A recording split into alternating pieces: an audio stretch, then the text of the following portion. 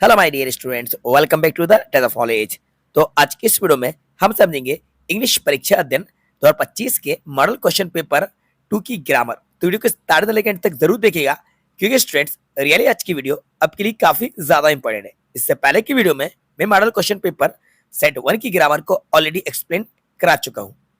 I hope आपने उस video को भी देखा होगा। अगर आपने नहीं देखा है तो उस वीडियो को जरूर देख लीजिएगा। वीडियो हमारे चैनल पर ऑलरेडी अपलोड की जा चुकी है। और आज हम समझते हैं मॉडल क्वेश्चन पेपर सेकंड की ग्रामर। तो चलिए वीडियो को शुरू करते हैं। तो हम चलते हैं डायरेक्टली सेक्शन सी की तरफ, जो कि हमारा ग्रामर का पोर्शन होता है। तो बच्चों हम आ चुके हैं सेक्शन सी ग्रामर पे। सबसे पहले हम समझते हैं इसके फिल इन द ब्लैंक्स को। क्वेश्चन नंबर फर्स्ट है, mangoes are being blank space. Option हमारे सामने बॉट, बाय, बाइंग और बॉट। अब इनमें से एक करेक्ट आंसर है, बाकी 3 इनकरेक्ट आंसर है। आप गेस कीजिएगा कि राइट आंसर इसका क्या हो सकता है। चलिए जानते हैं राइट आंसर। देखो, मैंगोज आर बीइंग है तो राइट आंसर होगा bought, option number A, BOUGHT bought. अच्छा, बोट क्यों होगा, बाइंग क्यों नहीं होगा? बाइंग इसलिए नहीं होगा क्योंकि ये सेंटेंस पैसिव वॉइस है। क्या है बच्चों? ये पैसिव वॉइस है, ये एक्टिव वॉइस नहीं है। क्योंकि मैंगो यहाँ पे ऑब्जेक्ट है और बीइंग का यूज किया जा रहा है, तो वर्ब की थर्ड फॉर्म का यूज करेंगे, V3। तो बाई की थर्ड फॉर्म होती है बॉट, सेकंड फॉर्म भी यही होती है, लेकिन हमें यहाँ पे इसको थर्ड फॉर्म मान के चलना है। तो मैंगोज आर बीइंग बॉट यानी कि आम खरीदे जा रहे हैं, आम खरीदे जा रहे हैं। ये पैसिव वॉइस है क्योंकि आर के बाद बीइंग लगा हुआ है और स्टार्टिंग मैंगो से हो रही है, तो ये ऑब्जेक्ट है, इसीलिए राइट आंसर हमारा बॉट है। तो ये हमारा आंसर ए था। क्लियर है ना? आपको समझ में आ गया ना अच्छे से कि बॉट क्यों था? मैंने आपको एक्सप्लेन करा दिया है, ये एग्जाम में आ चुका है। ये जो यहाँ पे क्वेश्चन दिया है, ये MP बोर्ड के एग्जाम में क्वेश्चन पूछा जा चुका है। Question second, Ram is NCC cadet. Option में आर्टिकल्स है एंड और नन ऑफ दिस। आइए जानते हैं राइट आंसर के बारे में। बच्चों, इसका जो राइट आंसर आएगा ये है ऑप्शन नंबर बी में an, Ram is an NCC cadet. अच्छा, एन क्यों आएगा, चलो ये भी समझ लेते हैं। यहाँ पे देखिए NCC लिखा हुआ है, तो इसको अगर आप हिंदी में लिख के देखेंगे, इसका साउंड चेक करेंगे। जब साउंड चेक करेंगे तो स्टार्टिंग जो लेटर है एन, एन हमें ए का साउंड दे रहा है, बाकी से कोई मतलब नहीं है। इसको कट कर देते हैं, अब इसको भी कट कर देते हैं। अब चेक कीजिए, स्टार्टिंग जो लेटर है, स्टार्टिंग जो साउंड है वो वाउल आ रहा है, एन। जब एन को बोलेंगे तो पहले ए बोलेंगे, फिर ना बोलेंगे, तो एन। तो ये जो एन है ए से स्टार्ट हो रहा है और हमें वाउल साउंड दे रहा है। और बच्चों, हमारा रूल ये कहता है कि किसी भी वर्ड के फर्स्ट लेटर का साउंड अगर वाउल होता है तो हमें लगाना होता है एन, और अगर साउंड कंसोनेंट होता है तो हम लगाते हैं ए। अब आपको अच्छे से क्लियर हो गया होगा कि यहाँ पे एन क्यों आएगा।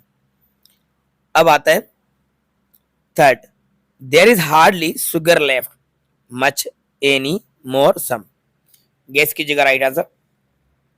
तो इसका राइट आंसर जो होगा वो ऑप्शन नंबर सी में है, any. There is hardly any sugar left. अब एनी क्यों होगा इसको भी समझ लेते हैं। बच्चों देखो, सेंटेंस देखने में आपको अफर्मेटिव लग रहा है क्योंकि इसमें नोट नहीं लगा, लेकिन ये जो सेंटेंस है ये निगेटिव सेंस रखेगा क्योंकि यहाँ पे एक वर्ड यूज हो रहा है हार्डली, और हार्डली का मतलब होता है मुश्किल से। तो अगर सेंटेंस में हार्डली आता है तो उसके साथ हमें एनी का यूज करना होता है। अच्छा, हार्डली ही नहीं, स्केर्सली या बेयरली, ये वर्ड्स भी अगर सेंटेंस में आ जाएं तो इन वर्ड्स को देखते साथ आप एनी फिल करके आ जाइएगा, क्योंकि इन वर्ड्स के साथ एनी का ही यूज किया जाता है। इसके अलावा सेंटेंस अगर हमारा नेगेटिव होता है या इंटेरोगेटिव होता है तो उसमें भी एनी लगाते हैं। नेगेटिव इंटेरोगेटिव सेंटेंस में एनी लगता है, और रेयरली, वो हार्डली, बेयरली, रेयरली, इनके साथ भी, स्केर्सली, इनके साथ भी एनी का यूज होता है। तो एनी राइट आंसर है। If the teacher enters the class he a surprise. भाई, यदि टीचर क्लास में आता है तो वह सरप्राइज हो जाएगा, तो यहाँ पे विल सी का यूज करेंगे। विल सी राइट आंसर होगा।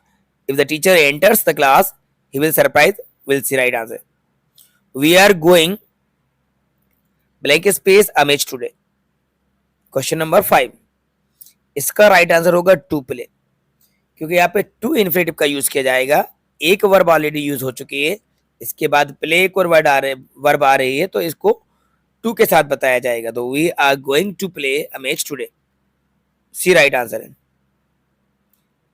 Option number 6, you not feel sorry for this mistake, तो यहाँ पे आपको लगाना होगा need. You need not feel sorry for this petty mistake, आपको फॉर दिस मिस्टेक, आपको इस गलती पर सॉरी फील करने की जरूरत नहीं है। तो जरूरत नहीं है यानी नीड से बनेगा सेंटेंस। तो ये तो हुए हमारे फिलअप्स। तो हम समझते हैं इसके डूएस डायरेक्टेड। तो हम आ जाते हैं डूएस डायरेक्ट पे। ये रहे हमारे डूएस डायरेक्टेड, इसको थोड़ा कर लेते हैं जूम।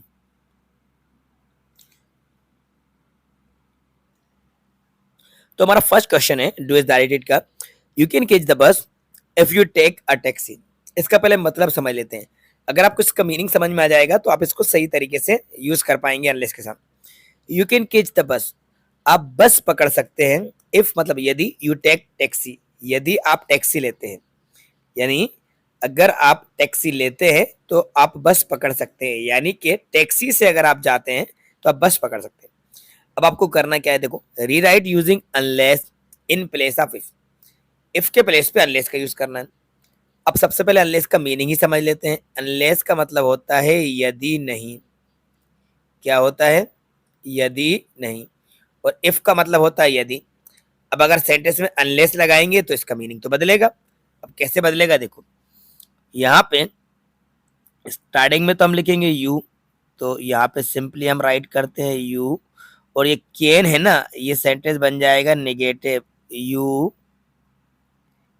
कैन नॉट हो जाएगा। ठीक है, यू कैन नॉट, कैच को ऐसा ही एज इट लिख देते हैं, you can not catch the बस, you can not catch the बस।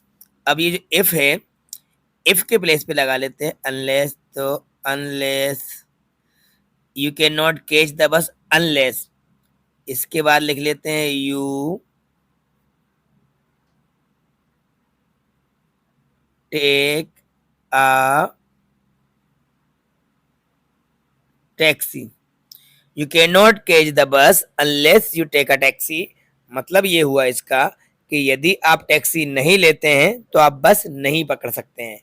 सेंटेंस में निगेटिव सेंस निकला, इसलिए हमने अब कैन नॉट का यूज कर लिया है, अनलेस के साथ सेंटेंस को निगेटिव बना दिया। ठीक है, ये राइट आंसर है। चलिए मूव करते हैं नेक्स्ट क्वेश्चन की तरफ। हमारा नेक्स्ट क्वेश्चन है, Arpit said I want to open this book, this bag, change the narration. Narration change करना है, यानी कि डायरेक्ट स्पीच को इनडायरेक्ट स्पीच में चेंज करना है। तो डायरेक्ट को इनडायरेक्ट में चेंज करोगे तो देखो, अर्पित है तो पहले हम स्टार्टिंग करते हैं अर्पित से, अर्पित सेड।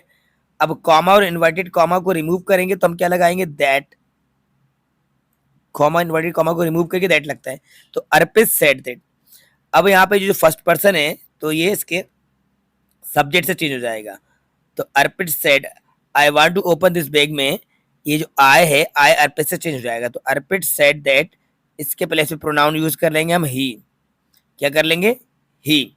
तो आई का क्या बन जाएगा, ही बन जाएगा। ही वांट है तो ये सेंटेंस जाएगा पास्ट में, he wanted to open. This change हो जाएगा दैट में, और लास्ट में bag. Arpit said that he wanted to open that bag. Arpit said that he wanted to open that bag, ये राइट आंसर हुआ। कॉमा इन्वर्टेड कॉमा को हटा के हमने दैट लगाया। आई था, उसने अपने लिए बोला था, लेकिन हमारे लिए वो थर्ड पर्सन हो गया, तो हम ही का यूज करेंगे इसका प्रोनाउन। प्रेजेंट इंडेफिनिट को पास्ट में लेके जाते हैं तो वांटेड टू जाएगा, दिस का चेंज हो जाता है दैट में। ये राइट आंसर मैंने बता दिया है। मिस्टर शर्मा टीचर्स अस मैथ, पैसिव वॉइस बनाना है, पैसिव वॉइस चेंज करना है। मिस्टर शर्मा टीचर्स अस मैथ, तो यहाँ पे अस है तो अस को हम लिख देंगे वी से, वी थोड़ा सा स्मॉल बना लेते हैं, काफी बड़ा हो गया था वी। प्रेजेंट की बात है, टीचर से तो आर लगा दीजिए, we are taught, T A U GHT। We are taught क्या भाई? Maths. MATHS। We are taught maths by mister, अब लिख दीजिएगा, Sharma. We are taught maths by mister Sharma, ये इसका राइट आंसर है। ठीक है, इससे भी बन जाएगा है ना, लेकिन हमने एक तरीका सीख लिया है बस, बाकी कंफ्यूज नहीं होना। बाकी मैथ्स को भी लेके आप बना सकते हैं। My friend flies kites, change in to past indefinite tense. Past indefinite tense में चेंज करना है तो फ्लाइज की सेकंड फॉर्म यूज कर लेना बच्चों, फ्लू। फ्लाई फ्लू फ्लोन होता है, फ्लू। फ्लाई मतलब उड़ना या उड़ाना, फ्लू यहाँ पे यूज कर रहे हैं ना, ये V2 है। पास्ट में वर्ब की सेकंड फॉर्म लगती है सेंटेंस में। माय फ्रेंड के बाद flew then kites. He does his duty well, change to negative. Negative में चेंज करना है, प्रेजेंट इंडेफिनिट का है तो कैसे बनेगा? He does not do his duty well. He does not do his duty well, ये राइट आंसर है। इसको करना क्या है? रीअरेंज करना है। तो रीअरेंज करोगे तो कैसे करोगे? देखो, पहले आ जाएगा आई can write with either hand. I can write with either hand, मैं किसी भी हाथ से लिख सकता हूँ, लेफ्ट राइट दोनों में से किसी भी हाथ से लिख लेता हूँ। तो लेफ्ट से भी लिख लेता हूँ, राइट से भी लिख लेता हूँ। तो I can write with either hand right answer होगा। As soon as the boys saw the principal they became silent. No sooner than का यूज करना है तो कैसे करेंगे? देखो, काफी इंपॉर्टेंट एग्जाम में कई बार आ चुका है। एज सुन एज को हटा के लिखते हैं पहले, तो नो सूनर। स्टार्टिंग हम यहीं से करते हैं, नो सूनर। अब the boys saw the principal, sentence के इतने पार्ट को कॉमे से पहले तक टेंस के अकॉर्डिंग इंटेरोगेटिव बनाते हैं, क्योंकि नो सूनर के बाद आने वाला सेंटेंस इंटेरोगेटिव बन जाता है और एस के बाद आने वाला सेंटेंस अफर्मेटिव होता है। तो अब नो सूनर लगाया तो इस सेंटेंस को इंटेरोगेटिव चेंज करेंगे। The boys saw the principal past का है तो डिड से बनेगा, did the boys see, see आएगा, सी द प्रिंसिपल कॉमा, इसके बाद क्या लिखा है? दे बिकेम साइलेंट, तो इसको एज इट लिख देना, यहाँ इसमें चेंज मत करना, दे बिकेम साइलेंट आप लिख लेना पूरा, है ना। No sooner did the boys see the principal, then लगा के, है ना, ये कॉमा हटा के देन लगाना है बच्चों, ये THN देन कर लेना, देन दे बिकेम साइलेंट। कॉमे के प्लेस पे देन लगेगा, एज सुन एज के प्लेस पे नो सूनर लगेगा और सेंटेंस इंटेरोगेटिव बन जाएगा बस। अब ये आंसर देख लीजिए जो मैंने आपको बताया है। You can not catch the bus unless you take taxi, बिल्कुल सही था। Arpit said that he wanted to open that bag, ये मैंने बताया। Math is taught to us by mister Sharma, ऐसे भी बन सकती है। तो मैथ से भी अगर आप बनाएंगे तो मैथ इज टॉट, लेकिन इसके पहले आपको टू लगाना पड़ेगा, इतना याद रखना। ठीक है, और मैंने जो तरीका सिखाया है वो भी सही है। डबल ऑब्जेक्ट अगर आते हैं तो दोनों तरीके से हम पैसिव वॉइस बना सकते हैं। माय फ्रेंड फ्लू क्वाइट, ये भी सही है। He does not do his duty, बिल्कुल सही है। I can write with either hand, बिल्कुल सही है। No sooner did the boys see the principal then they became silent, बिल्कुल सही है। इस बार सेकंड सेट के सभी क्वेश्चंस के आंसर इन्होंने सही दिए हैं, लेकिन हाँ, पहला वाला जो सेट था उसमें मैंने 4-5 मिस्टेक आपको बताई थी। अगर आपने उस वीडियो को देखा है तो 4-5 मिस्टेक मैंने फाइंड करके बताई थी, उसमें आंसर रॉन्ग दिए थे, लेकिन इसके आंसर इन्होंने करेक्ट दिए हैं। तो ये बिल्कुल सही आंसर इन्होंने यहाँ पे बताया, इसमें कोई कंफ्यूजन नहीं। ओके स्टूडेंट, तो इस तरह से हमने इंग्लिश परीक्षा अध्ययन 2025 के मॉडल क्वेश्चन पेपर 2 को कवर कर लिया है, 2 को डिटेल में समझ लिया है। अब हम जल्दी ही इसका थर्ड पार्ट लेकर आएंगे, मन के सेट पेपर थर्ड का सॉल्यूशन आपको एक्सप्लेन कराएंगे हमारे चैनल पर। हमारी वीडियो को देखते रहिए और सीखते रहिए।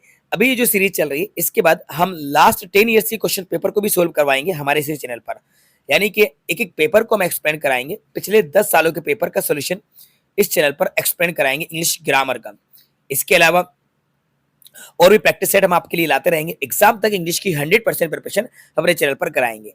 ग्रामर के साथ साथ हम चैप्टर्स एक्सप्लेनेशन की वीडियो भी लेकर आएंगे, नोटिस, एडवर्टाइजमेंट, लेटर, पोस्टर, इन सभी टॉपिक्स के ऊपर भी हम वीडियो बनाते रहेंगे। बस हमारी वीडियोस को देखते रहिए और इंग्लिश सीखते रहिए। तो बच्चों, आई होप ये वीडियो आपको पसंद आई होगी, तो इस वीडियो को लाइक जरूर कीजिएगा, अपने सारे दोस्तों के साथ ज्यादा शेयर कीजिएगा, उन तक हमारी वीडियो को पहुंचा दीजिए, शेयर कर दीजिए, वीडियो को वायरल कर दीजिए, उनको इस चैनल के बारे में बता दीजिए कि इस चैनल पर बिल्कुल फ्री ऑफ कॉस्ट इंग्लिश सिखाई जाती है। ठीक है, और चैनल पर नए हैं तो चैनल को सब्सक्राइब जरूर कर लीजिएगा, बेल आइकन को प्रेस करके नोटिफिकेशन को भी ऑन कर लीजिएगा और वीडियो आपको कैसी लगी कमेंट्स बॉक्स में कमेंट्स करके जरूर बताइएगा। Thanks for watching.